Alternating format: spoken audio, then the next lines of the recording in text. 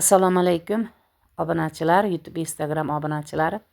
Bugungi mavzumiz klinkalarda tagiga har xil ko'chatlar va ko'katlar ekish haqida. Agar sizda issiqxonangiz yo'q, lekin hovlingizda bir chekkasiga ko'katlar va ko'chatlar ekib qo'ysangiz, bozorga chiqqaningizda sotib ro'zg'orga gattak bo'lsa-da foydangiz tegadi. Kichik daromad uy bekalari uchun asosan bu. Agar siz bolgar ko'chati, pomidor ko'chati, boyimjon, karam ko'chatlari eksangiz, ularni bog'lab sotsangiz, bu ham sizga ozgina bo'lsa-da daromad.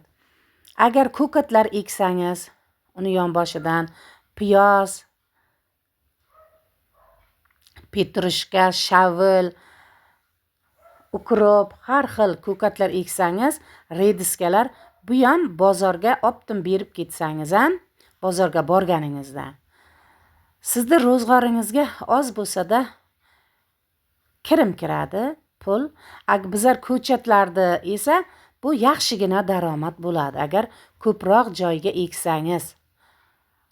Bolgarlarda o'zingizdan chiqadi, ekishga, pomidorlar, boyimjonlar o'zingizdan chiqadi, qolganini bozorlarga sotib, undan ham daromad ko'rasiz. Obuna bo'ling, like bosing.